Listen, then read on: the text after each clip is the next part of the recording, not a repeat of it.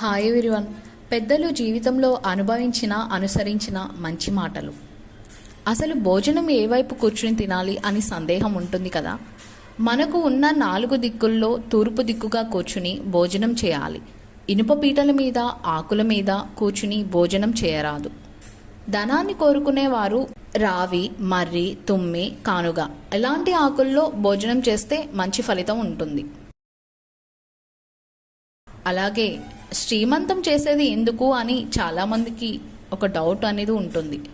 గర్భం దాల్చిన స్త్రీకి గర్భదోషాలు, భూతగ్రహ బాధలు ఏమైనా ఉంటే అవి తొలగిపోయి సుఖంగా ప్రసవించడానికి చేస్తారు. కానీ శ్రీమంతం అనేది శాస్త్ర మంత్రపూర్వకంగా చేయడం మరింత మంచిది. ఇంకా భోజనం ఏ ఆకుల్లో తినాలి అనే సందేహం కూడా ఉంటుంది. వివాహాది శుభకార్యాల్లో అరటి ఆకుల్లోనే భోజనం వడ్డించేవారు. పురాతన శాస్త్రాలు అరటి ఆకుల్లోనే ఉత్తమం అని చెబుతున్నాయి. అరటి ఆకుల్లో ఎన్నో ఔషధ గుణాలు ఉన్నాయి. అవి శరీరానికి ఎంతో మేలు చేస్తాయి. రావి ఆకుల్లో భోజనం చేస్తే జననేంద్రియ దోషాలు పోతాయి. మర్రి ఆకుల్లో భోజనం చేస్తే ఆయురారోగ్యము కలుగుతాయి. మేదుగ విస్తరిలో భోజనం చేస్తే కంటి దోషాలు కనుమరుగవుతాయి అని శాస్త్రాలు చెబుతున్నాయి. అద్దం పగిలితే అరిష్టమా అనే సందేహం అందరికీ ఉంటుంది. అవును, పగిలిన అద్దం ఇంట్లో ఉంచుకోకూడదు. పగిలిన అద్దంలో ముఖం కూడా చూసుకోకూడదు. ఎందుకంటే అద్దం అంటే లక్ష్మీదేవి ప్రతిరూపమని శాస్త్రం చెబుతుంది. అద్దం పగిలితే ధననష్టం జరగబోతుందని హెచ్చరిక చేసినట్టుగా పురాణాలు మనకి చెబుతున్నాయి. అందుకే పగిలిన అద్దం ఇంట్లో ఉండకూడదు అంటారు.